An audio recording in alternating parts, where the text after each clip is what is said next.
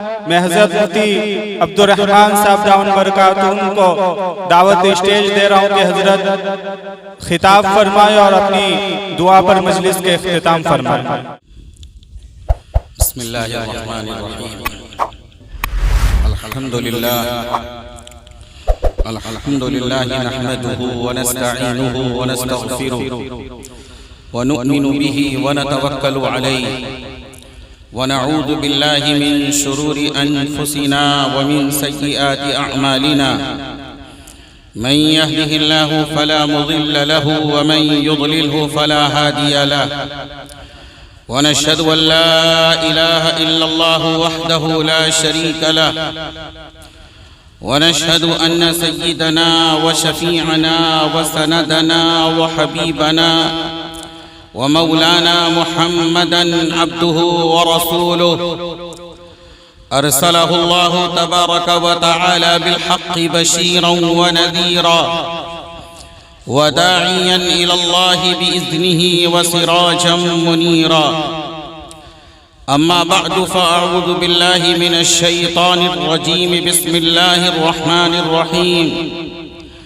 هو الذي بعث في الأميين رسولا منهم يتلو عليهم آياته ويزكيهم ويعلمهم الكتاب والحكمة وإن كانوا من قبل لفي ضلال مبين صدق الله العظيم وقال النبي صلى الله عليه وآله وسلم فضلت الأنبياء بست أوتيت جوامع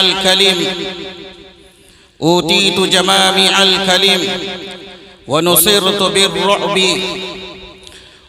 وجعلت الأرض مسجدا وطهورا وأرسلت إلى الخلق كافة وختم بي النبيون أو كما قال عليه الصلاة والسلام حسن یوسف دم عیسیٰ ید بیضا داری حسن یوسف دم عیسیٰ ید بیضا داری آنچ خوبا ہما دارن تو تنہا داری کی محمد سے وفا تو نے تو ہم تیرے ہیں کی محمد سے وفا تو نے تو ہم تیرے ہیں یہ جہاں چیز ہے کیا لوح و قلم تیرے ہیں۔ انتہائی قابل قدر علماء کرام، حفاظ اعظام، بزرگان محترم، غیور نوجوانوں، دوستوں، بزرگوں، پردے میں بیٹھی ہوئی انتہائی قابل قدر دینی بہنوں، عزیز بچوں، دنیا کا یہ دستور ہے جب دنیا کا کوئی انسان اس دنیا میں آ جاتا ہے یا پیدا ہو جاتا ہے تو اس کا چرچا ہوتا ہے، اس کا تبصرہ ہوتا ہے، اس کے کردار کو بیان کیا جاتا ہے اور اس کی سیرت کو نقل کیا جاتا ہے۔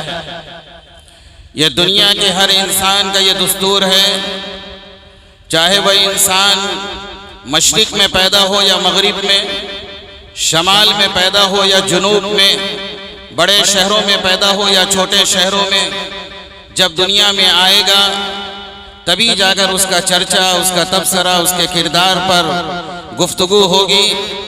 لیکن ایک ذات اکیلی ذات ہے، ایک شخصیت اکیلی شخصیت ہے، وہ شخصیت جناب محمد الرسول اللہ صلی اللہ علیہ وآلہ وسلم کی ہے کہ آپ اس دنیا میں تشریف بہت بعد میں لائے، یعنی اخیر میں تشریف لائے۔ اللہ تعالیٰ نے آپ کو نبی الانبیاء تو ضرور بنایا، لیکن آپ کو خاتم الانبیاء بنایا۔ سارے نبیوں کے بعد اب اس دنیا میں تشریف لائے، لیکن تشریف تو آپ اس دنیا کے بنانے کے ہزاروں سال کے بعد تشریف لائے، سارے نبیوں کے بعد آپ تشریف لائے، لیکن آپ ایک ایسی ذات ہے اور آپ کی شخصیت ایسی شخصیت ہے کہ جس کا تذکرہ روز اول سے سب سے پہلے ہو رہا ہے۔ سیدنا آدم علیہ نبینا علیہ السلام جو اس کائنات کے سارے انسانوں کے والد محترم ہیں، ابا ہیں، جب اللہ تعالیٰ نے سیدنا آدم علیہ نبینا علیہ السلام کو پیدا فرمایا تو سیدنا آدم علیہ نبینا علیہ السلام کو پیدا فرمانے کے بعد سیدنا آدم علیہ نبینا علیہ السلام کا ٹھکانہ اللہ تعالیٰ نے جنت میں رکھا۔ سیدنا آدم علیہ نبینا علیہ السلام سے ایک بھول ایک چوک ہوئی تو انہیں اس دنیا کے اندر آنا پڑا۔ سیدنا آدم علیہ نبینا علیہ السلام اپنی اس بھول پر اور اپنی اس چوک پر اور اپنی اس غلطی پر بڑے نادم ہوئے، شرمندہ ہوئے، اور بارگاہ رب العالمین میں وہ روتے رہے، گڑ گڑاتے رہے، بلکتے رہے، تڑپتے رہے، اور ان الفاظ میں اللہ سے دعا کرتے رہے کہ ربنا ظلمنا انفسنا وَإِن لَّمْ تَغْفِرْ لَنَا وَتَرْحَمْنَا لَنَكُونَنَّ مِنَ الْخَاسِرِينَ۔ میرے بزرگوں، انداز بیاں اگرچہ بہت شوق نہیں ہے، انداز بیاں اگرچہ بہت شوق نہیں ہے، شاید کہ اتر جائے تیرے دل میں میری بات۔ سیرت کے اس جلسے میں ملک ہندوستان کے اہم حالات کو سامنے رکھتے ہوئے آج کا یہ جلسہ صرف ایک رسمی جلسہ بن کر نہ رہ جائے کہ ہم اٹھیں اور چلے جائیں، تقریروں پر اور نعتوں پر تبصرے کریں، اور پھر صبح سے اٹھ کر وہی زندگی اور وہی لنتھرانی اور وہی ترتیب زندگی جس پر ہم زندگی گزار رہے ہیں، اگر اس کے لیے جلسہ ہے تو اللہ تعالیٰ مجھے بھی معاف کرے اور آپ کو بھی معاف کرے۔ ہم ایک غیور قوم ہیں اور ایک غیور نبی کے ماننے والے ہیں۔ جو کچھ میں کہوں گا آپ یہ دعا فرمائیں کہ میں جو کہنا چاہتا ہوں کہ اللہ تعالیٰ میرے دل میں وہ بات اتارے، میری زبان پہ جاری فرمائے کہ میں آپ کے دل کے قریب تک پہنچ سکوں، اور اللہ آج کے اس اجلاس کو ایک کام کا اجلاس بنائے۔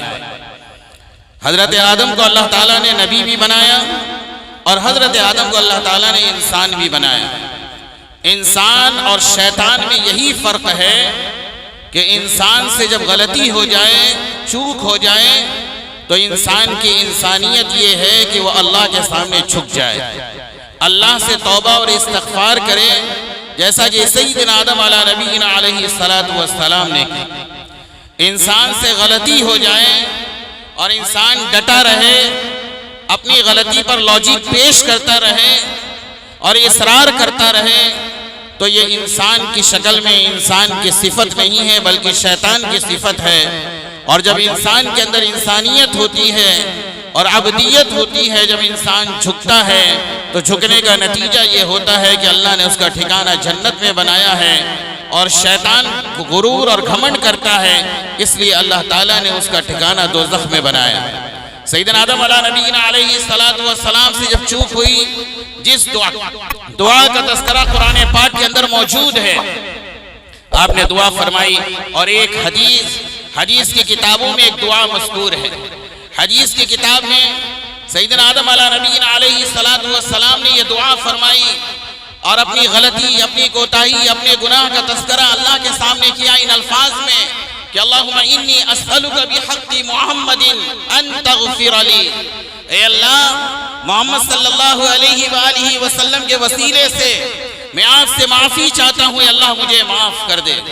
جب اللہ تعالیٰ نے حضرت آدم علیہ نبینا علیہ السلام کی اس دعا کو سنا جو محمد صلی اللہ علیہ وآلہ وسلم کے وسیلے سے کی تھی، تو اللہ تعالیٰ نے حضرت آدم علیہ نبینا علیہ السلام سے یہ سوال کیا، اے آدم، تو یہ بتا، تو محمد کو کیسے جانتا ہے؟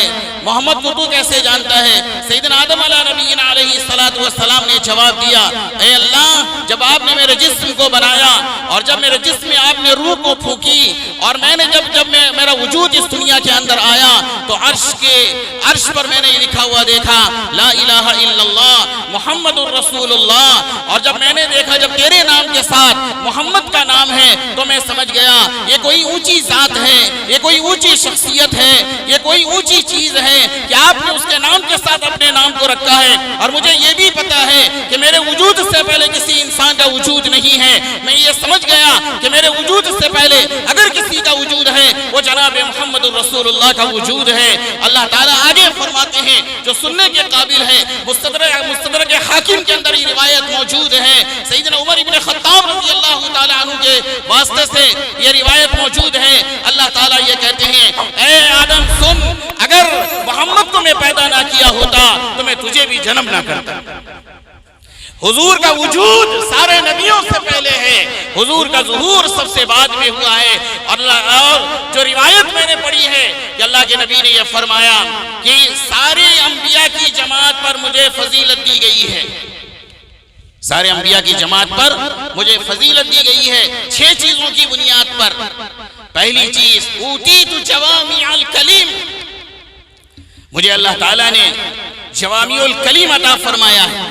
جوامع الکلم کا کیا مطلب؟ ہر نبی ایک بات کہے تو اس ایک بات کا ایک مطلب ہوتا ہے۔ اللہ تعالیٰ نے ایسا کلام آپ کو نصیب فرمایا، ایسا کلمہ آپ کو نصیب فرمایا، آپ کی ایک باتوں کے اندر کئی مطالب بیان کیے جاتے ہیں، آپ کے ایک بات کے اندر کئی معنی ہوا کرتے ہیں۔ حضور یہ فرماتے ہیں انبیاء کی جماعت پر اللہ تعالیٰ نے جوامع الکلم کے ذریعے مجھے فضیلت عطا فرمائی۔ وَنُصِرْتُ بِالرُّعْبِ، اور روب کے ذریعے میری مدد کی گئی۔ یہ روب کیا ہے؟ حضور علیہ السلام کو اللہ تعالیٰ نے جو روب عطا فرمایا تھا، آپ کے روب کا یہ عالم تھا کہ کتابوں کے اندر لکھا ہے کہ اگر ایک جانور چلے اور 1 مہینہ تک سفر کرے، کتنا؟ 1 مہینے تک سفر کرے، 1 مہینہ سفر کرتے کرتے وہ جانور جہاں تک پہنچتا ہے حضور کا روب اس سے بھی آگے۔ یہی حضور کے روب کا عالم ہے کہ حضور علیہ السلام ایک جنگ سے واپس ہو رہے ہیں، ایک درخت کے سائے میں آپ لیٹ گئے، آپ نے اپنی تلوار اس درخت پہ لٹکا دی۔ ایک دشمن کو موقع مل گیا، دشمن قریب آیا، حضور کی تلوار نکالی، جیسے ہی تلوار نکالی حضور کی آنکھ کھل گئی۔ اس نے کہا من یمنعک منی یا رسول اللہ، اے اللہ کے رسول اب بتا تجھے میری اس تلوار سے کون بچائے گا، تجھے میری اس تلوار سے کون بچائے گا؟ اللہ کے نبی کی زبان سے یہ جملہ نکلا، اللہ اللہ۔ آپ کا روب اتنا تھا کہ اس کے ہاتھ کانپنے لگے، تلوار گر گئی، جیسے ہی تلوار گری حضور نے تلوار اپنے ہاتھ میں لے لی اور حضور نے یہ کہا کہ اب بتا کہ تجھے کون مجھ سے بچائے گا، اب بتا تجھے مجھ سے کون بچائے گا۔ اب اس کی حالت یہ حضور کا روب تھا۔ حضور علیہ السلام کو اللہ تعالیٰ نے ایسا نبی بنایا کہ اللہ تعالیٰ نے آپ کے نسب کی بھی حفاظت کی ہے، آپ کے خاندان یعنی ماں باپ آپ کی فیملی کی بھی حفاظت کی ہے، اور خاص طور سے 2 چیزوں سے حفاظت کی ہے، ایک کفر اور شرک سے اور دوسرے زنا سے۔ آج آپ پوری دنیا کی قوموں سے یہ سوال کریں، کسی عیسائی کو پکڑ کر یہ پوچھیں کہ حضرت عیسیٰ کی ڈاکومنٹری تمہارے پاس ہے؟ حضرت عیسیٰ کا سونا جاگنا، حضرت عیسیٰ کی تنہائی کی زندگی، حضرت عیسیٰ کی کاروباری زندگی، اس کی کوئی ڈاکومنٹری تمہارے پاس ہے؟ حضرت موسیٰ کے ماننے والے یہود سے پوچھو کیا حضرت موسیٰ کی کوئی ڈاکومنٹری تمہارے پاس ہے؟ آج پوری دنیا خاموش ہوگی اپنے نبی کے بارے میں، صلاۃ و سلام ہو جناب محمد الرسول اللہ صلی اللہ علیہ وآلہ وسلم۔ جب حضور کا نام آئے تو ایک بار صلی اللہ علیہ وسلم پڑھو اور بار بار پڑھو، ایک بار پڑھنے سے 10 رحمتیں نازل ہوتی کہ حضور کی ڈاکومنٹری کا یہ عالم ہے۔ حضور کا اٹھنا، حضور کا بیٹھنا، حضور کا چلنا، حضور کا مسکرانا، حضور کی آنکھیں، حضور کی آنکھیں، حضور کی پلکیں، حضور کی بھویں، اس پر تو کتابیں بھری ہوئی ہیں، کتابیں بھری ہوئی۔ اللہ نے ایسا محفوظ کیا اور آپ کی سیرت کو اور آپ کی صورت کو ایسا ریکارڈ کیا قیامت تک کے لیے، ایسے انتظامات اللہ نے فرمائے اور حدیث کی سند بیان کرنے والے، اور آج تک سینہ بہ سینہ جناب محمد الرسول اللہ سے جو علم علماء تک آیا ہے، اور آج سے لے کر 1445 سال تک جو سلسلہ ملا ہے، وہ سلسلے کے اندر کوئی رکاوٹ نہیں ہے، وہ سلسلہ جڑا ہوا ہے۔ ایسے ہی حضور کا رشتہ جا کر حضرت آدم سے ملتا ہے، وہ سلسلہ بھی بالکل اسی طرح جاری ہے۔ اللہ نے حفاظت کا وہ انتظام کیا ہے، اس کو قرآن پڑھنے سے سمجھ میں آتا ہے۔ اللہ تعالیٰ نے ایک جگہ اپنے نبی کے بارے میں کہا وَرَفَعْنَا لَكَ ذِكْرَكَ، سنو میں نہیں، ہم جب ہم بولا جاتا ہے تو ایک طاقت ہوتی ہے، جب ہم بولا جاتا ہے تو ایک جوش ہوتا ہے، جب ہم بولا جاتا ہے تو ایک جلال الہی ساتھ ہوتا ہے، جب ہم بولا جاتا ہے تو خدا کی قدرت اور قوت ساتھ ہوتی ہے۔ وَرَفَعْنَا لَكَ ذِكْرَكَ، بناؤ کتنے کارٹون بناتے ہو بنا لو، بناؤ دنیا میں کتنا رسوا کرنا چاہتے ہو رسوا کرو۔ آسمان کی بلندی پر 35,000 فٹ کی بلندی پر اگر ہوائی جہاز اڑتا ہے، دنیا میں کسی کا تذکرہ ہو نہ ہو، خدا کی قسم جناب محمد الرسول اللہ کا تذکرہ ہوتا ہے۔ اس نے کہا ہے وَرَفَعْنَا لَكَ ذِكْرَكَ، ایسے ہی کہا وَمَا أَرْسَلْنَاكَ، میں نے نہیں، ہم نے تمہیں بھیجا ہے، ہم نے تمہیں بھیجا ہے۔ یہی بات قرآن کے بارے میں اللہ نے کہا ہے کہ إِنَّا نَحْنُ نَزَّلْنَا الذِّكْرَ وَإِنَّا لَهُ لَحَافِظُونَ، اس قرآن کے اتارنے والے کوئی اور نہیں، ہم ہیں، ہمارا نام اللہ ہے۔ آسمان جس کے قبضے میں، زمین جس کے قبضے میں، ستارے جس کے قبضے میں، سیارے جس کے قبضے میں، افلاک جس کے قبضے میں، ہوا جس کے قبضے میں، بادل جس کے قبضے میں، نباتات جس کے قبضے میں، حیوانات جس کے قبضے میں، بحر و بر جس کے قبضے میں، جنات و انسان جس کے قبضے میں، وہ اللہ کہتا ہے ہم نے قرآن، ہم ہیں جو قرآن کی حفاظت کریں گے، اور ہم ہیں کہ محمد الرسول اللہ کا ڈنکا دنیا کے کونے کونے میں بجا دیں گے۔ اختلاف کرنے والوں، سنت کو چھوڑنے والوں، منہ موڑنے والوں، جتنا منہ موڑنا ہے موڑ لو، تذکرہ اس دنیا کے اندر ہوگا تو میرے نبی کا ہوگا۔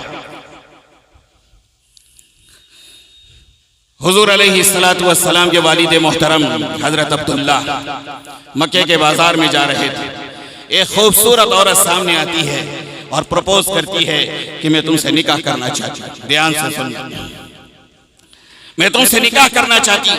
حضرت عبداللہ چونک جاتے ہیں، یہ کون سی بات ہے؟ شریف انسان، مکے کے سرزمین کا، عبد المطلب کے بیٹے، ابھی نکاح نہیں ہوا ہے، نوجوان ہے، خوبصورت نوجوان، وہ عورت سامنے آ کر کہتی ہے کہ میں تم سے نکاح کرنا چاہتی ہوں۔ حضرت عبداللہ کنارے چلے جاتے ہیں اور کسی طریقے سے راہ فرار اختیار کر لیتے ہیں اور چلے جاتے ہیں اپنے گھر۔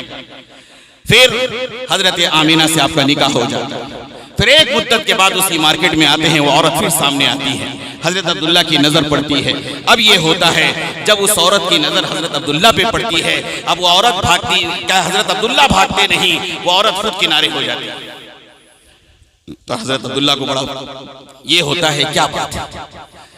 تو حضرت عبداللہ سے وہ سوال کرتی ہے، اے عبداللہ تو نے پوچھا نہیں، آج سے پہلے میں نے تیرے راستے کو روکا تھا اور تیرے سامنے یہ آفر میں نے دی تھی کہ میں تجھ سے نکاح کرنا چاہتی ہوں، تو نے ٹھکرا دیا تھا، تو نے مجھے ٹھکرا دیا تھا، اور آج تو میرے سامنے آیا اور میں کنارے ہو گئی، آج میں تیرے اس آفر کو ٹھکراتی ہوں، میں تجھ سے نکاح نہیں کر سکتی ہوں، کیا تو پوچھ نہیں مجھ سے پوچھے گا کہ میں کون ہوں؟ حضرت اللہ بولتے ہیں بتا تو کون ہے؟ وہ کہتی ہے میں عام عورت نہیں ہوں، میں تورات کی حافظہ ہوں، میں انجیل کی حافظہ ہوں، اور میں ایک پڑھی لکھی عورت ہوں، اور میں نے توریت میں پڑھا ہے اور انجیل میں پڑھا ہے کہ ایک نبی آنے والا ہے، اور اس نبی کا باپ عبداللہ ہوگا، اور اس کے پیشانی میں نور نبوت چمک رہا ہوگا۔ کل جب میں نے دیکھا تھا تیری پیشانی پر نور نبوت چمک رہا تھا، مجھے لگتا ہے کہ تیرا نکاح ہو گیا، اور یہ نور نبوت کسی خوش قسمت اور خوشبخت عورت کے پیٹ میں چلا گیا، یہ نور نبوت اب تیری پیشانی کے اندر موجود نہیں ہے، اس لیے میں نے تیرے راستے کو چھوڑ دیا۔ اللہ نبی کی بھی حفاظت کرتا ہے اور نبی کے ماں باپ کی بھی حفاظت کرتا ہے زناکاری اور بدکاری سے۔ حضور علیہ السلام اس کائنات کے ایسے نبی ہیں، میں ہمیشہ ایک بات کہتا ہوں کہ ہر دور کے لیے، ہر زمانے کے لیے، ہر علاقے کے لیے، ہر پوزیشن کے لیے، ہر سچویشن کے لیے اللہ کے نبی نبی ہیں۔ مزدور کے لیے نبی، عالم کے لیے نبی، کاروباری کے لیے نبی، دیہاتی کے لیے نبی، شہری کے لیے نبی، ہر مردوں کے لیے آپ نبی، عورتوں کے لیے نبی، یعنی آپ کی زندگی میں ہر ایک کے لیے سبق موجود ہے، سبق موجود۔ حضور علیہ السلام جب اس دنیا کے اندر تشریف لائے ہیں، اور آپ جیسا کہ میں نے کہا کہ اللہ میاں نے کہا اے آدم اگر محمد کو پیدا کرنا نہ ہوتا تو تمہیں بھی پیدا نہ کرتا، اور ایک روایت میں اس طرح ہے کہ لولاک لما خلقت الافلاک، اگر آپ نہ ہوتے اس کائنات میں کچھ بھی نہ ہوتا۔ اللہ نے ایسے پیغمبر کو پیدا کیا اس دنیا کے اندر، لیکن پیغمبر نے اس دنیا کے اندر قربانی پیش کی۔ جب آپ مکے میں جب آپ نے نبوت کا اعلان کیا ہے، جب نبوت کا آپ نے اعلان کیا ہے، اور جب آپ پر قرآن کی پہلی 5 آیتیں نازل ہوئی ہیں، جب یہ 5 آیتیں نازل ہوئی ہیں تو حضور ہل کے رہ گئے، حضور پہ کپکپی طاری ہو جاتی ہے، گھبرا جاتے ہیں۔ کہیں حضور کا یہ بیان ہے، سیرت کی کتابوں میں لکھا ہے کہ میری جان نہ چلی جائے۔ جب آتے ہیں گھر اور اس وقت کی آپ کی رفیق حیات لائف پارٹنر حضرت خدیجۃ الکبریٰ رضی اللہ تعالی عنہا، حضور کو ایک پہلی بیوی، حضرت دھیان سے سننا، بہت سارے سوالات کے جوابات آپ کو ملیں گے۔ حضور کی پہلی بیوی مکہ المکرمہ کے اندر حضرت خدیجۃ الکبریٰ رضی اللہ تعالی عنہا، جب نبوت کا اعلان آپ سب سے پہلے آ کر، اور اس بات کو جو جبریل فرشتہ غار حرا میں قرآن لے کر آیا تھا، آپ اس کا تذکرہ سب سے پہلے حضرت خدیجۃ الکبریٰ کے سامنے کرتے ہیں۔ اگر یہ کہا جا سکتا ہے کہ دنیا کے اندر حضور کے بعد اگر سب سے پہلے کوئی ایمان لایا ہے وہ ایک عورت ہے جس کا نام سیدہ خدیجۃ الکبریٰ رضی اللہ تعالی عنہا۔ جب حضور نے یہ کہا کہ میں خطرہ محسوس کرتا ہوں کہ میری جان نہ چلی جائے، حضرت خدیجۃ الکبریٰ رضی اللہ تعالی عنہ نے حضور کے کیریکٹر کو ان کے سامنے رکھا۔ اے مسلمانوں، اس کیریکٹر کو لینے کی ضرورت ہے۔ ہم بھول گئے سبق، داستاں بھول گئے، ہم سو گئے داستاں کہتے کہتے۔ اللہ نے کون سی ریسپانسبلٹی ہمیں دی تھی، کون سی ذمہ داری اللہ نے ہمیں دی تھی، کیا بنا کر ہمیں اللہ نے بھیجا تھا؟ اللہ نے ہمیں ڈائمنڈ بنایا تھا۔ ڈائمنڈ وہ ہوتا ہے تو اس کونے سے دیکھو بھی ہیرا چمکتا ہوا، اس کونے سے بھی دیکھو چمکتا ہوا ہیرا، اس کونے سے بھی دیکھو تو چمکتا ہوا ہیرا، اس کونے سے بھی دیکھو تو چمکتا ہوا ہیرا۔ آج ہم نے اپنے آپ کو کیا بنا دیا؟ ہم ڈپلیکیٹ ڈائمنڈ بن گئے، ہم کیا ہے راستے کے گرے پڑے پتھر بن گئے، ورنہ خدا نے رسول کی برکت سے ہمیں تو ڈائمنڈ بنایا تھا، ڈائمنڈ ہمیں ہیرا بنایا تھا، چمکتا ہیرا بنایا تھا حضور نے۔ جب حضرت خدیجۃ الکبریٰ رضی اللہ تعالی عنہا پہلی بیوی، اور مکے کی پوزیشن آپ کو پتا ہے کہ دشمنیاں، حالات، پرابلم، پریشانی، ظلم و ستم کے وداستان کہ کلیجہ منہ کو آ جائے، اور یہ حالات نبی کے ماننے والوں کے ساتھ ہوں گے۔ ڈرنا مت، گھبرانا مت، پیچھے ہٹنا مت، بہادری کی زندگی گزارو، حوصلہ رکھو، حوصلہ، ہمت رکھو، ہمت۔ ہمارے ایمان کے سامنے جو ٹکرانے کی کوشش کرے گا خدا اس کو پاش پاش کر دے گا۔ ایمان کی قوت کو اپنے ساتھ لو، نبی کی سیرت کی طاقت کو اپنے اندر لو، نبی کی سیرت کی قوت کو اپنے اندر لو، نبی کی سنت کو اپناؤ۔ یہ وہ طاقت ہے جو ایٹم سے زیادہ پاورفل، یہ وہ طاقت ہے جو میزائل سے زیادہ پاورفل ہے۔ حضرت خدیجۃ الکبریٰ بہت بڑی بزنس مین اور بہت دولت مند خاتون، حضور کے ساتھ حالات ہے مکے کی زندگی کے اندر، اور جب حضور نے کہا کہ میری جان چلی جائے گی مجھے ایسا لگتا ہے، تو جو جملہ کہا ہے حضور کے کیریکٹر کو سامنے رکھا کہ انکا کلا لا یخزیک اللہ، ہرگز نہیں اے نبی، ہرگز نہیں، اللہ آپ کو رسوا نہیں کرے گا، اللہ آپ کو رسوا نہیں کرے گا۔ اے محمد کے ماننے والوں، محمد کے فدائی اور شیدائی، ان صفات کو جب اپنے اندر اتارو گے، خدا کی قسم دنیا پیروں کے بل نہیں سروں کے بل چل کر تمہارے پاس آئے گی۔ مجھے چڑھتی سورت سے زیادہ حضور کی سنت اور حضور کی سیرت پر یقین ہے۔ جب امت ان صفات کو، ان ایٹریبیوٹ کو اپنے اندر اتارے گی تو دنیا دشمنی نہیں، پیار و محبت کی نظر سے اس کو دیکھے گی۔ سیدہ خدیجۃ الکبریٰ رضی اللہ تعالی عنہا نے فرمایا کلا لا یخزیک اللہ، اے میرے پیارے نبی، اللہ آپ کو ذلیل کبھی نہیں کرے گا۔ کیوں؟ لاجک پیش کی، دلیل دی کہ انکا لتصل الرحیم، آپ رشتے ناطے کو جوڑتے ہیں۔ سنتے جاؤ اور اپنے دل سے کہتے جاؤ ہم کہاں کھڑے ہیں، ٹائم نہیں ہے ایکسپلانیشن کرنے کا۔ انک لتصل الرحیم، آپ کی پہلی صفت یہ ہے کہ آپ رشتے ناتوں کا بڑا خیال کرتے ہیں۔ وتحمل الکل، اور آپ دوسرے کے بوجھ کو اپنے اوپر لاد لیتے ہیں، دوسرے کے غم، دوسرے کی تکلیف، دوسرے کی پریشانی آپ سب اپنے اوپر لے لیتے ہیں۔ وتحمل الکل وتقری الضیف، آپ مہمانوں کی مہمان نوازی کرتے ہیں، آپ مہمانوں کی مہمان نوازی کرتے ہیں۔ حضور علیہ السلام کے گھر میں دودھ کا ایک پیالہ ہے، کیا ہے؟ دودھ کا ایک پیالہ۔ سیدنا ابو ہریرہ رضی اللہ تعالی عنہ حضور کے مدرسے کے یہ شاگرد اور بڑے پیارے شاگرد ہیں۔ حضور کی مسجد کے بغل میں ایک مدرسہ بھی چلتا تھا جس کو جو صفہ کے نام سے یاد کیا جاتا تھا۔ ان ساروں کا خرچہ حضور کے ذمہ تھا۔ یاد رکھو لوگوں، مدرسے کا کیا کردار ہے، ایک منٹ کے اندر سنو۔ مسجد نبی حضور مدینہ گئے، ساری دنیا یہ جانتی ہے کہ حضور نے مسجد بنائی۔ دنیا کے کم لوگوں کو، مسلمانوں کو یہ پتا ہے کہ حضور نے مسجد کے ساتھ مدرسہ بھی بنایا۔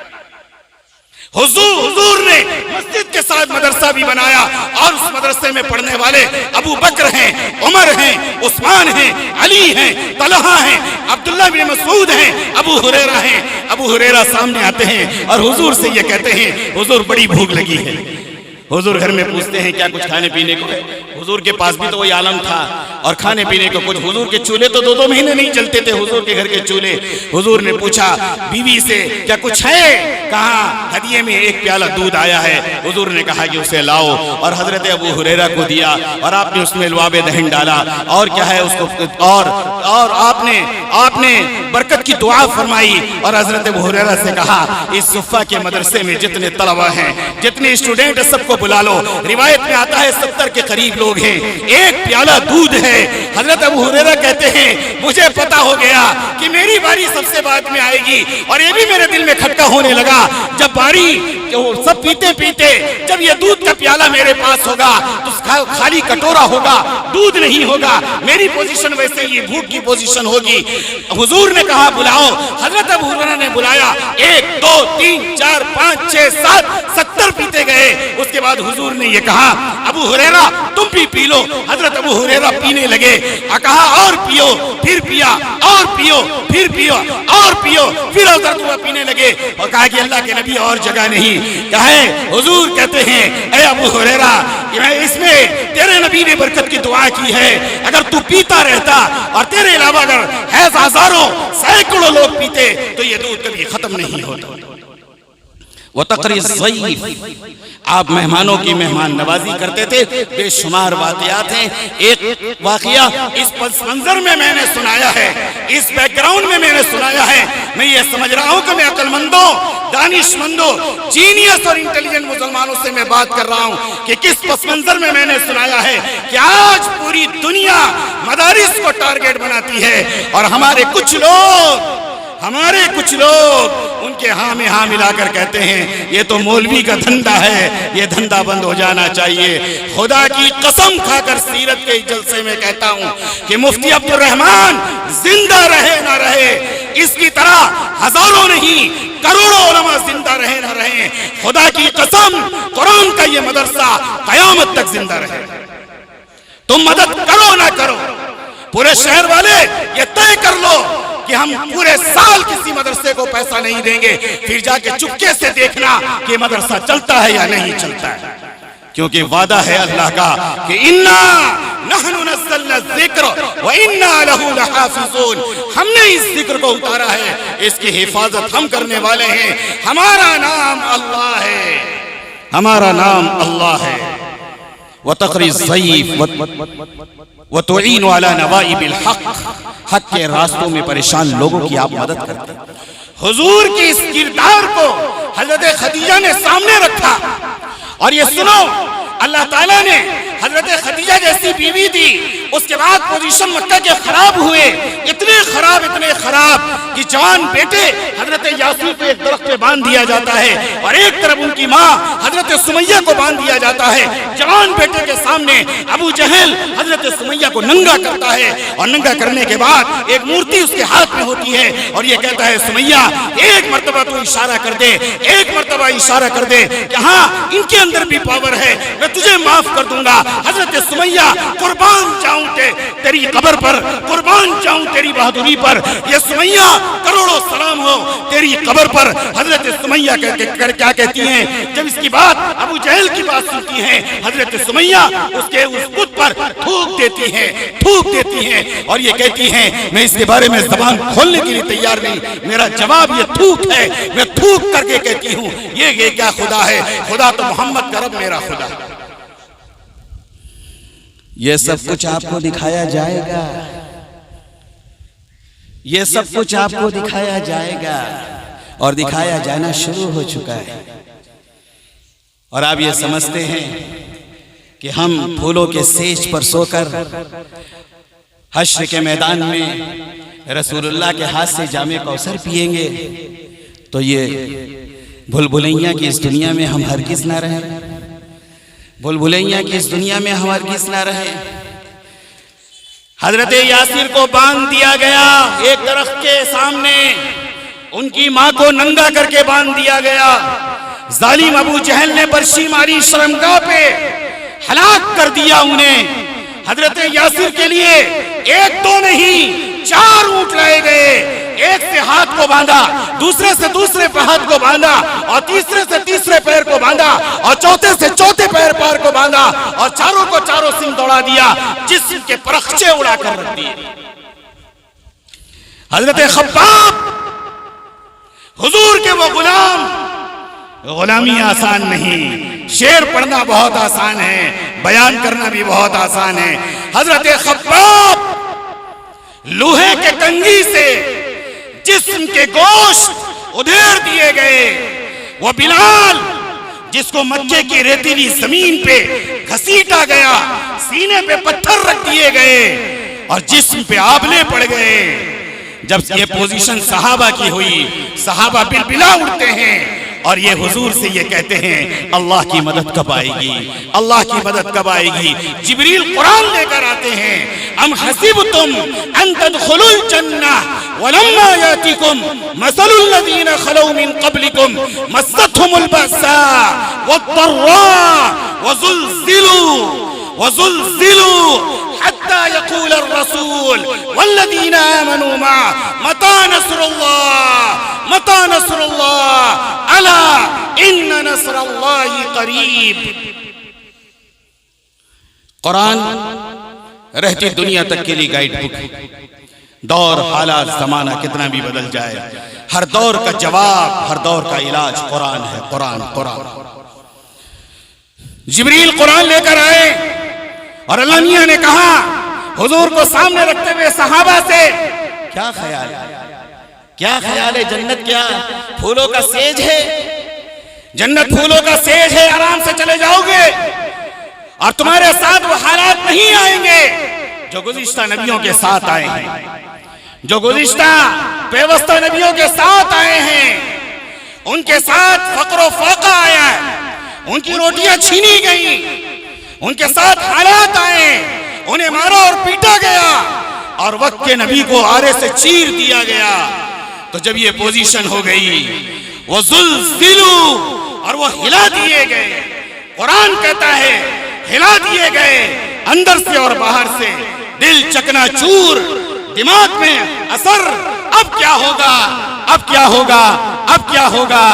اللہ نے کہا اور یہ کہا ہاتھ اٹھا کر اللہ سے متا نصر اللہ، متا نصر اللہ۔ وقت کا نبی بھی چیخ اٹھتا ہے، وقت کا نبی جب سر سے پانی نہ اوپر ہو جائے، وقت کا نبی کبھی اللہ سے فریاد نہیں کرتا ہے، جو نبی چیخ اٹھتا ہے اور اللہ سے کہتا ہے، اس کے ساتھ اہل ایمان بھی اللہ سے یہ کہتے ہیں متا نصر اللہ، اللہ تیری مدد کب اترے گی، اے اللہ تیری مدد کب اترے گی۔ جواب آتا ہے بہت جلد اللہ کی مدد تمہارے ساتھ ہوگی۔ اے غیور مسلمانوں، تھوڑے بہت موب لنچنگ سے ڈرنا مت. یہ تمہیں ہلایا جا رہا ہے، ٹیسٹ کیا جا رہا ہے، دیکھا جا رہا ہے. دو چار علماء کے جیلوں میں بند ہونے کی وجہ سے اپنے ایمان کا سودا مت کرنا، اور اپنے بڑے بڑے علماء پہ الزام مت لگانا کہ کچھ کیا تو ضرور ہوگا، کچھ کیا تو ضرور ہوگا. یہ سب حالات تاریخ دہرائی جائے گی، تاریخ دہرائی جائے گی، اور یہ وقت چھٹائی کا وقت ہے. سچا ایمان ہوگا، سچا دین ہوگا، کھرا ایمان ہوگا، کھوٹا ایمان، نفاق کا ایمان، دوگلے پن کا ایمان، دیکھا دیکھی ایمان، با مسلمان اللہ اللہ، با پرامن رام رام کا مسلمان. خدا کی قسم اس ایمان کو اللہ آپ کے اور میرے منہ پہ مار دے گا. سیرت کے اس جلسے میں یہ طے کر کے اٹھنا ہے کہ اس ملک ہندوستان کا ایک بہترین شہری بننا ہے، اور حضور کے ہم پریزیڈنٹیو ہیں، نمائندہ ہیں. حضور کے پیغام کو ہر کچے پکے گھر تک انشاءاللہ ہم پہنچائیں گے. یہ کام ہمارا ہے، ہماری ریسپانسبلٹی ہے. قرآن نے ہماری تعریف کی ہے کہ کنتم خیر امت اخرجت للناس. یہ آیت کو سمجھنے کی کوشش کریں کہ تم بہترین امت ہو، تمہیں نکالا گیا ہے، برپا کیا گیا ہے. قوموں کی کمی نہیں تھی، نیشن کی کمی نہیں تھی، لوگ ایسا نہیں تھے دنیا میں، انڈسٹری دنیا میں نہیں تھی، ایسا نہیں ہے، فیکٹریاں دنیا میں نہیں تھی، ایسا نہیں ہے. پھر تم کو کیوں نکالا گیا؟ اللہ مقصد کو بتاتا ہے، اور اجتماعی مقصد کو بتاتا ہے. کیا بتاتا ہے؟ کہ اخرجت للناس، دنیا کے ایک ایک انسان کی خدمت کے لیے تمہیں نکالا گیا. آج ہم ایسے مسلمان بن گئے کہ دنیا ہمیں دیکھ کر دور بھاگنا چاہتی ہے. ہمارے اخلاق بگڑ گئے، ہماری صورت بگڑ گئی، ہماری سیرت بگڑ گئی، ہمارا رہن سہن بگڑ گیا، ہمارا کاروبار دھوکے، جھوٹ اور بے ایمانی پر آ گیا. ہم کیسے مسلمان ہو گئے؟ انڈونیشیا کوئی صحابی نہیں گیا، ملیشیا کوئی صحابی نہیں گیا، ہیرا کوئی صحابی نہیں گئے، حبشہ کوئی صحابی نہیں گیا. میرے دوستو، صرف حضور کی اخلاق اور حضور کے دین کے معاملات جب وہاں پہنچے ہیں، لوگوں نے کیا ہے؟ اسلام کو قبول کر لیا، قبول کر لیا. وہ نبی کیسے؟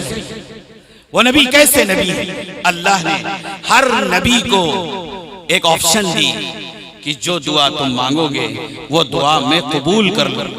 جو دعا تم مانگو گے دنیا کے اندر وہ دعا میں قبول کر لوں گا.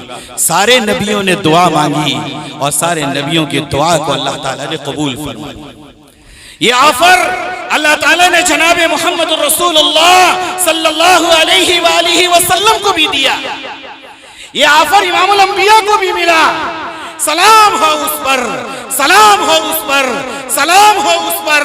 اس نبی نے کہا، اے اللہ، یہ دعا میں دنیا میں نہیں کروں گا، یہ دعا میں دنیا میں نہیں کروں گا، یہ دعا میں آخرت میں کروں گا، اور یہ دعا میں اپنی فیملی کے لیے نہیں کروں گا. حضور کو پتا تھا، حضور کو بتا دیا گیا تھا حضرت حمزہ کی شہادت ہوگی، حضور کو بتا دیا گیا تھا حضرت حسن کو زہر دیا جائے گا، حضور کو یہ بتا دیا گیا تھا کہ کربلا کے میدان میں حضرت حسین کی شہادت ہوگی. پھول جیسے نواسے جن کے بارے میں حضور نے یہ کہا ہے، رحیانتا فی الجنہ، جنت کے دو پھول ہیں، ایک حسن ہے دوسرا حسین ہے. یہ منظر آپ کو دکھا دیا گیا تھا، اور آپ کو یہ بھی بتا دیا گیا تھا کہ کربلا کے میدان کے اندر آپ کے خاندان کے 22 لوگوں کو شہید کیا جائے گا.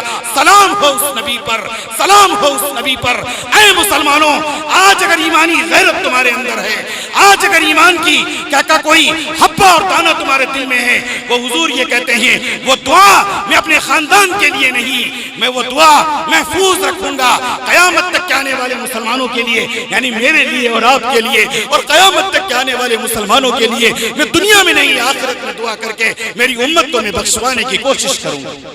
کیا اب بھی تم اس نبی کو چھوڑ دو؟ تم اب بھی اس نبی کو چھوڑ دو؟ وہ نبی کھڑے ہوں گے کہاں؟ حوض کوثر کے پاس. حوض کوثر کے پاس جان لیے کھڑے ہوں گے، انتظار میں ہوں گے اپنی امتی کے کہ میرے امتی آئے، میں اپنے دست مبارک سے اسے حوض کوثر پلاؤں۔ میرے دوستو، سیرت کو ڈوب کر سنو، سیرت کو اپنانے کی قسم کھا لو اور اپنے دل سے کہہ دو ہم وفا کریں گے اور سب سے جفا کریں گے، لیکن محمد سے کبھی جفا نہ کریں گے، وفا کریں گے۔ حضور پلسرات، حضور حوض پہ کھڑے ہوں گے، جبریل علیہ السلام تشریف لائیں گے اور آ کر یہ کہیں گے اے اللہ کے نبی آپ یہاں کیوں کھڑے ہیں؟ حضور یہ کہیں گے میں میرے امتی کے انتظار میں ہوں۔ امتی کون؟ میں اور آپ، ہم جیسے گنہگار، سیاہکار و بدکار، نافرمان غلام ہمارے لیے حوض کوثر میں حضور انتظار کر رہے ہوں گے، حضور انتظار کر رہے ہوں گے۔ جبریل کہیں گے ٹھیک ہے آپ انتظار کر رہے ہیں، آپ کی امت پلسرات پہ پریشان ہے، آپ کی امت پلسرات پہ پریشان ہے۔ حضور حوض سے پلسرات کی طرف دوڑتے ہوئے جائیں گے، دوڑتے ہوئے جائیں گے، پلسرات میں امت کے مسائل کو حل کریں گے، پھر جبریل آ جائیں گے اور آ کر کہیں گے آپ کی امت میزان پہ پریشان ہے، جہاں نامہ اعمال تولا جا رہا ہوگا۔ حضور میزان پہ آپ کی امت پریشان ہے، حضور میزان پہ دوڑیں گے۔ روایت میں آتا ہے حوض کوثر سے پلسرات، پلسرات سے میزان، میزان سے پلسرات، پلسرات سے حوض کوثر، حوض کوثر سے پلسرات، پلسرات سے میزان، میزان سے حوض کوثر۔ اللہ کے نبی میرے لیے اور آپ کے لیے، مجھے اور آپ کو بخشوانے کے لیے وہ نبی دوڑ رہا ہوگا، تڑپ رہا ہوگا، بلک رہا ہوگا، اپنی شفاعت اور اپنی دعا کا دامن پھیلا کر اللہ سے تیرے لیے اور میرے لیے مغفرت مانگ رہا ہوگا۔ کیا اب بھی اس نبی کو ہم چھوڑ دیں؟ اب بھی اس نبی کو چھوڑ دیں؟ حضور نے صحابہ کی کیسی تربیت فرمائی، حضور نے صحابہ کی کیسی تربیت فرمائی۔ اس زمانے کے بچے کا کیا جذبہ تھا، اس زمانے کے بچے، اس زمانے کی عورت اور اس زمانے کے چھوڑ کیجئے بے جان چیزوں کی کیا حیثیت تھی، بے جان جس کے اندر جان نہیں۔ حضور بیٹھے ہیں، ایک دیہاتی گزرا، کچھ صحابہ آپ کے پاس بیٹھے ہیں، اس نے کہا اچھا تو محمد اپنے آپ کو نبی کہتے ہیں؟ جی میں اللہ کا نبی۔ اچھا، اس نے اپنے بیگ سے جانور نکالی اور وہ جانور مردہ تھی۔ ایک تو جانور بولتا نہیں، دوسرے مردہ جانور، وہ کیا بولے؟ اس نے نکالا، روایت میں آتا ہے اس کو زب کہتے ہیں، زب گوہ جس کا ترجمہ، یہ چھپکلی سے تھوڑا بڑا جانور، عرب زمانے جاہلیت میں اس کو کھایا کرتے ہیں۔ اس نے حضور کی مجلس میں پھینک دیا اسے، کہے محمد اگر یہ تیری نبوت کی گواہی دے دے، وٹنس دے دے تو میں تجھے نبی مان لوں، میں تجھے نبی مان لوں۔ اب بہت جلد میں اپنی باتیں ختم کروں گا، دھیان سے سنیے۔ اس وقت کے جانور نہیں، مردہ جانور کو یہ پتا ہے۔ حضور نے کہا اچھا تو ایمان لائے گا اگر میں اس سے بات کر لوں؟ کہا ایمان لاؤں گا، اس نے وعدہ کر دیا۔ حضور نے آواز دی یا زب، یا زب، جیسے ہی حضور نے آواز دی اس نے آنکھیں کھول دی، اس جانور نے آنکھ کھول دی اور اس کے اندر جان آ گئی، اور اس نے جواب دیا خالص عربی زبان کے اندر لبیک و سعدیک یا رسول اللہ، اے اللہ کے نبی حاضر ہوں سعدیک، میری سعادت مندی، اے امام الانبیاء آپ کیا فرماتے ہیں فرمائیے۔ حضور نے اس سے پہلا سوال کیا یا ضب من تعبد، اے گو تو یہ بتا تو کس کی عبادت کرتا ہے، تو کس کی عبادت کرتا ہے؟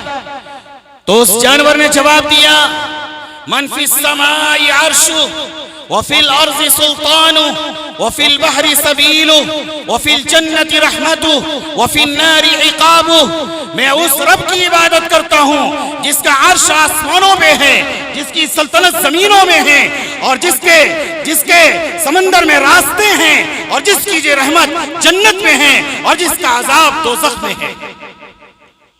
حضور نے اس کے بعد سوال کیا کہ من انا، اس نے کہا تھا کہ مانوں گا نبی، حضور نے کہا من انا، کیا جواب دیا اس نے؟ کائنات کے بسنے والے انسانوں سنو، یہ جواب قیامت تک کا جواب ہے، آج لے کر اس کو جانا۔ اس نے یہ نہیں کہا کہ انت نبی، تو ہمارا نبی ہے، تو مکے کا نبی ہے، اس کو نے یہ کہا انت رسول رب العالمین۔ سینٹنس پہ غور کرنا، انت رسول رب العالمین، تو رب العالمین کا رسول ہے۔ جیسے اللہ اس جہان کا خدا ہے، تو ایسے ہی اس جہان کا مصطفیٰ ہے۔ انت رسول رب العالمین۔ اور صرف اتنا نہیں کہا، اسے یہ پتا تھا کہ گو کو بھی پتا ہے یہ خاتم النبیین ہیں، ان کے بعد کوئی نبی نہیں آئے گا۔ انسان جانے نہ جانے، مسلمان جانے نہ جانے، اس وقت کے جانور کو بھی یہ پتا تھا آپ عام رسول نہیں ہیں، صرف رسول نہیں ہیں۔ آگے ایک اور جملہ کہا، انت رسول رب العالمین، پہلا جملہ، اور دوسرا جملہ یہ کہا کہ وہ خاتم النبیین، آپ اس کائنات کے آخری پیغمبر ہیں، last messenger of the universe ہیں، last prophet of the world ہیں آپ کے بعد کوئی نبی آنے والا نہیں۔ اس کے بعد اس کو نے ایک اور فتویٰ دیا، اس نے کہا قد افلح کہ وہ شخص من صدق وقد خاب من کذبک، اس کو نے کہا وہ شخص کامیاب ہو جائے گا جو تجھے مانے گا، وہ شخص ناکام ہو جائے گا جو تجھے جھٹلائے گا۔ اے مسلمانوں غور کرو، اس وقت کے بے جانوں کو یہ پتا تھا کہ وقت کے نبی ہیں۔ آج ہمیں کیا ہو گیا ہے، کس طرف ہم جا رہے ہیں، کدھر کو ہم جا رہے ہیں، کس کو لینے ہم جا رہے ہیں؟ اللہ کے نبی کی سنت کو زندہ کرو، اللہ کے نبی کے اخلاق کو زندہ کرو، یہ طے کر کے اٹھو کہ مسلمان بن کر جیئیں گے اور دنیا کے لیے رحمت کا ذریعہ ہم بنیں گے، دنیا کے لیے رحمت کا ذریعہ۔ ایک آخری واقعہ سنیے، بات کو ختم کرتا ہوں کہ چونکہ اس وقت اس ملک ہندوستان جو ہمارا پیارا ملک ہے، ہمارے بزرگوں، پروجوں، ہمارے علماء اور سچے مسلمانوں کے خون سے یہ ملک سینچا گیا ہے، اس کو جو آزادی ملی ہے، آج جتنا خون ہم مسلمانوں کا ہے، آج اتنا پسینہ دوسروں کا بھی نہیں ہے۔ اپنی تاریخ جانو، جو اپنی ہسٹری نہیں جانتا اسے اس دنیا میں جینے کا بھی کوئی حق نہیں ہے۔ یہ ملک ہندوستان، اس کو بنانا، سنوارنا اور اس کے کرپشن کو دور کرنا، ایک اچھا شہری اور ایک اچھا مسلمان بننا۔ اس وقت وقف امینڈمنٹ بل لایا گیا ہے، یہ وقت نہیں ہے کہ وقف کیا ہے، وقف کی پوزیشن کیا ہے، وقف کی حیثیت کیا ہے، شریعت میں کیا ہے، ہمارا آئین اس کی کیا اجازت دیتا ہے، یہ سب ایک طرف۔ اب ایک بات سن لیجئے کہ وقف اگر آدمی اپنی جائیداد، زمین، روپیہ، پیسہ اللہ کے نام پر جب دے دیتا ہے، وہ ساری چیزیں اللہ کی ملکیت میں چلی جاتی ہیں۔ مسلمان اس کا پروٹیکشن کرنا اس کی ڈیوٹی ہوتی ہے، اس کی ذمہ داری ہوتی ہے۔ اس وقت کا جو قانون آیا ہے وہ ہماری زمینوں کو لینا ہے۔ 6 لاکھ ایکڑ سے زیادہ زمین اس وقت ہندوستان کی سرزمین میں ہماری ہے۔ اس کو پڑھو، سمجھو، سمجھنے کی کوشش کرو۔ آج ماشاءاللہ، سبحان اللہ، اس ملک کے نوجوان، بزرگ، دانشور، علماء، ہمارے غیور نوجوانوں نے جب جے پی سی نے رائے مانگی تو 3 کروڑ سے زیادہ مسلمانوں نے رائے دے کر اپنی ایمانی غیرت کا ثبوت پیش کیا ہے کہ ہم زندہ قوم ہیں۔ زندگی جس کے پاس ہوتی ہے، جو زندہ قوم ہوتی ہے، وہ زندہ نمونہ پیش کرتی ہے۔ ہماری لڑائی نہ کسی ہندو بھائی سے ہے، نہ کسی دوسرے سے ہے۔ ہم لڑنے جھگڑ کے لیے نہیں آئے۔ اس دیش کا کانسٹیٹیوشن، اس دیش کا آئین ہمیں اس بات کی اجازت دیتا ہے کہ ہم اپنی مسجد، مدرسے، خانقاہ، درگاہ، قبرستان اور ایک ایک چیز کی حفاظت کریں۔ اور اس بل کے لیے پورے ملک ہندوستان کے مسلمان، ایک سارے مسلک کے لوگ اکٹھے ہو کر یہ جواب دیا ہے۔ جناب علی، اب اس پر غور کیجئے، یہ مسلمانوں کی زمین ہے، مسلمانوں کی بینیفٹس کے لیے استعمال ہونا چاہیے۔ وہی ہمارے بیچ سے تھالی کے بیگن منافق اور نکل کر وہ یہ کہتے ہیں نہیں، آپ یہ بل پاس کر دیں، یہ بل پاس کر دیجئے۔ حضور غزوہ احد میں 1000 لوگوں کو لے کر گئے تھے، 700 لوگ حضور کے ساتھ رہ گئے، 300 لوگ عبداللہ ابن ابی سلول کے ساتھ چلے گئے۔ تو اس کی نسل کو بھی تو قیامت تک چلنا ہے نا، اس کی نسل کو تو بھی قیامت تک چلنا ہے، تو گھبرانے اور ڈرنے کی ضرورت نہیں۔ ایک بات سنیے، بات ختم کرتا ہوں۔ زمانہ حضرت عمر کا ہے، امیر المومنین ہے، ہرقل بادشاہ نے 80 صحابہ کو روک لیا، 80 مسلمان کو روک لیا۔ اس میں سے ایک صحابی ہیں عبداللہ بن حذافہ۔ ہرقل نے کہا کہ انہیں دربار میں لاؤ، سامنے لائے گئے اور یہ کہا کہ میرا دین قبول کر لو، میں تمہاری گردن مار دوں، اور ڈرانے کے لیے 2-4 لوگوں کو مار دیا۔ عبداللہ بن حذافہ دیکھتے رہے اور کوئی اثر ہی نہیں ہوا۔ پھر اس نے کہا کہ اسی کو قتل کر دو۔ جب جلاد لے کر جانے لگا عبداللہ بن حذافہ رونے لگے تو جلاد سمجھا کہ بندہ ڈر گیا ہے، بادشاہ کو بات پہنچانی چاہیے، جاں بخشی ہونی چاہیے۔ تو بادشاہ سے کہا گیا جناب وہ تو ڈر گیا، رو رہا ہے۔ عبداللہ بن حذافہ سے پوچھا گیا، لایا گیا بادشاہ کے سامنے، تو کہا کیا بات ہے، کیوں تم رو رہے، کیوں رونے لگے، کیا موت سے ڈر؟ ارے بے وقوف بادشاہ، ارے رسول اللہ کا غلام ہوں، اتنا آسان نہیں۔ رویا اس لیے نہیں ہوں کہ موت سے ڈر گیا، رو اس بات پر ہوں کہ ایک جان ہے، کاش میرے جسم میں جتنے بال ہیں اتنی جان ہوتی تو ساری جان کو محمد رسول اللہ کے نام پر اور اللہ کے نام پہ قربان کر دیتا۔ میں سچا مسلمان ہوں، سچا صحابی ہوں، میں منافق اور بے ایمان نہیں ہوں۔ ہرقل نے جب یہ بات سنی ہے تو اس کی کرسی ہلی، اس نے پھر آفر دی، تجھے داماد بناؤں گا اور تجھے یہ دوں گا۔ اس نے کہا نہیں، اس نے آخری آفر دی، اچھا ایک کام کر، تو میری پیشانی کو دھیان سے سننا، میری پیشانی کو چوم لے، تجھے چھوڑ دوں گا۔ عبداللہ ابن حذافہ نے کہا نہیں، اللہ اس کے رسول کے دشمن کی پیشانی چومی نہیں جاتی، اور آپ کے آج کے بھاشے میں کہوں گا اللہ اور رسول کے دشمن کے بڈے بھی نہیں منائے جاتے۔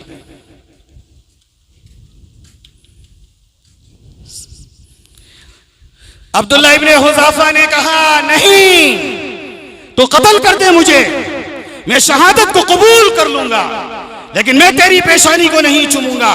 لیکن اس نے ایک اور آفر دی، اگر تو میری پیشانی کو چوم لے گا تو اور 80 مسلمان کو میں چھوڑ دوں گا۔ تو انہوں نے کہا یہ آفر منظور ہے، یہ میری ذات کا مسئلہ نہیں ہے، یہ میری ذات کا مسئلہ نہیں ہے، مسلمانوں کا مسئلہ ہے۔ جب مسئلہ مسلمان کا آ جائے، جب مسئلہ ملت کا آ جائے، جب مسئلہ امت کا آ جائے، تو پھر اپنی ذات کے لیے، اپنے گھر کے لیے، اپنے بیٹے کے لیے، اپنی بیٹی کے لیے نہیں، پوری امت کے لیے قربانی پیش کرتا ہوں۔ ان کی آگے بڑھا، ان کی پیشانی کو چوم لیا، اور 80 مسلمان کو موت کے گھاٹ سے نکال کر جب وہ یہ ہرقل بادشاہ کے دربار سے باہر نکلے ہیں، ادھر حضرت عمر کو خبر ہو جاتی ہے، حضرت عمر امیر المومنین ہیں، مدینے سے باہر نکل کر عبداللہ ابن حذافہ کے پیشانی کو چوم کر کہتے ہیں عبداللہ تیرے جگر کو سلام، عبداللہ تیری اجتماعیت کو سلام، عبداللہ تیری یونٹی کو سلام، تو نے مسلمانوں کے خاطر، اپنی خاطر تو نے پیشانی کا بوسہ نہیں لیا، مسلمانوں کو بچانے کے لیے پیشانی کا بوسہ لیا۔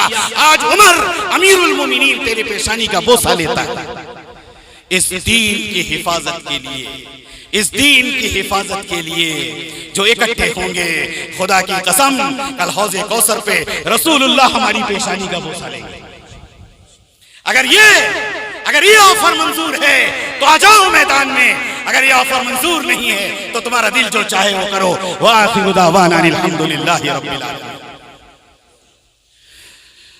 یا رب لك الحمد كما ينبغي لجلال وجهك وعظيم سلطانك، اللهم لك الحمد كما أنت أهله، فصل وسلم على سيدنا محمد كما أنت أهله، وافعل بنا ما أنت أهله، فإنك أهل التقوى وأهل المغفرة، يا أول الأولين، يا آخر الآخرين، يا راحم المساكين، يا ذا القوة المتين، يا إله العالمين، يا أرحم الراحمين، یا ارحم الراحمین۔